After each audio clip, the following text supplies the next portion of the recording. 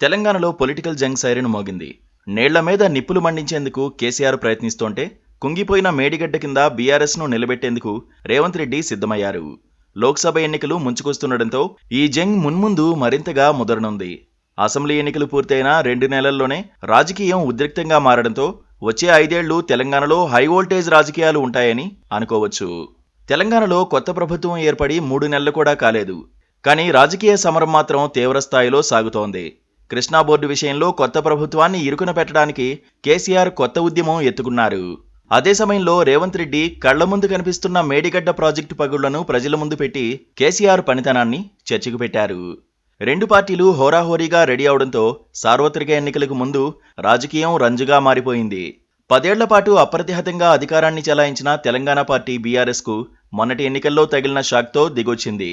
Party ప్రస్థానమంతా పోరాటాలు, ఉద్యమాలతో నడిచిన BRS అప్పటి టీఆర్ఎస్ పార్టీ వైఖరిలో అధికారం తర్వాత మార్పు వచ్చిందనే అభిప్రాయాలు ఉన్నాయి. ఓ రాజకీయ పార్టీగా నిర్దిష్ట అజెండాతో ముందుకు సాగడం సరైందే అయినప్పటికీ తెలంగాణ ప్రజలు ఆ పంథాను అంగీకరించలేకపోయారని, తెలంగాణ అనే పేరుకే దూరం కావడాన్ని కూడా ఆమోదించలేకపోయారన్న చర్చ నడుస్తోంది. జరిగిన నష్టాన్ని సరిచేయాలన్న తలంపుతో బీఆర్ఎస్ చాలా త్వరగానే పాత పంథాలోకి వచ్చింది.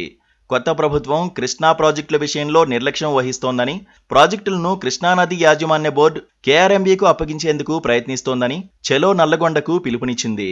బీఆర్ఎస్ వ్యూహాన్ని ముందుగానే పసిగట్టిన ప్రభుత్వం కేఆర్ఎంబీ విషయంలో అప్పటి ప్రభుత్వం తప్పు చేసిందని నిరూపించే ప్రయత్నం చేసింది.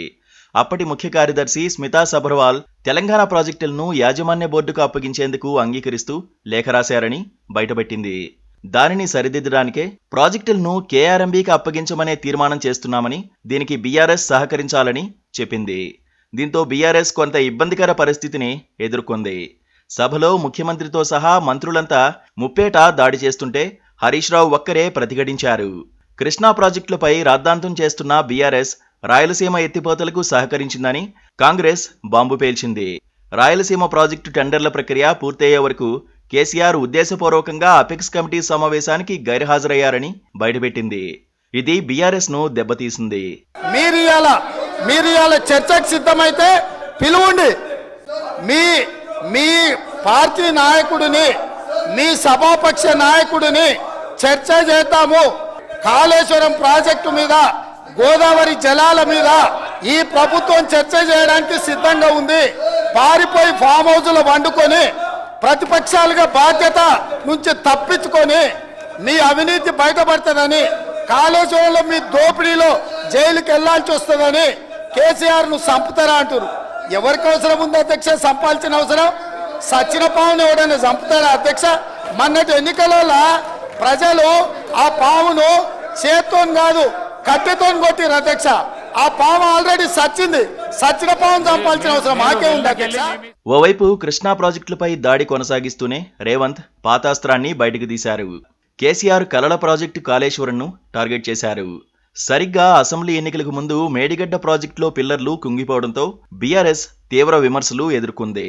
ఎన్నికల్లో గెలిచిన వెంటనే దానిపై విజిలెన్స్ ఎంక్వైరీ వేసి అవకాశం కోసం చూస్తున్న రేవంత్ సరైన సమయంలో టార్గెట్ ఫిక్స్ చేశారు.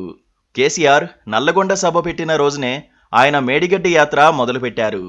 కాళేశ్వరం వెళ్దాం రండి రావు గారు అంటూ కేసీఆర్ను టీజ్ కూడా చేశారు.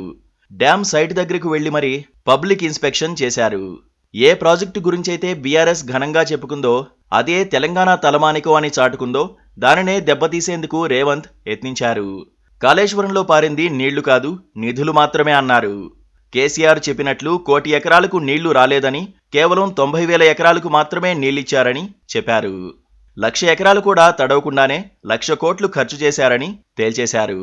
ఓవైపు రేవంత్ మీటింగ్ జరుగుతుండగానే మేడిగడ్డలో మీరేం తేలుస్తారు, నేను మీ అందరి సంగతి తేలుస్తా అంటూ కేసీఆర్ నల్లగొండ నుంచి హూంకరించారు. మేడిగడ్డ పోతాము, బూరుగడ్డ పోతాం, బొందలగడ్డ పోతాం, ఏ తోకమట్టున్నది మేడిగడ్డ అక్కడ. మీ బండారం బిడ్డ ఈ స్టేజ్ మీద కూర్చున్న నాయకుల మీద అవుతున్నామో, ఈ అసెంబ్లీ అయిపోయిన తర్వాత మేము కూడా అడిగి పోతాం, మీ చరిత్ర మొత్తం ఎండగడతాం. ఓ లంగ చేత పెట్టి పోయిన ప్రభుత్వాన్ని బదనాం చేయాలి, బట్టగాల్చి మీదేయాలని మేము మేడిగడ్డ పోతాం. ఏం బిక్తాం మేడిగడ్డ అక్కడ పోయి? ఎందుకు పోతున్నావు మేడిగడ్డకు?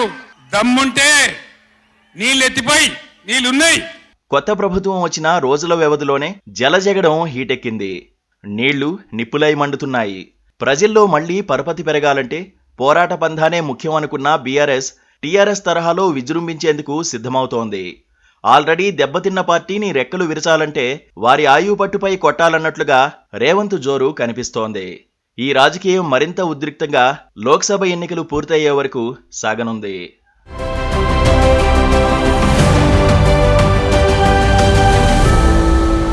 Please do subscribe to. Please do subscribe to. Please do subscribe to. Please do subscribe to. Please do subscribe to. Please do subscribe to KTV Telugu.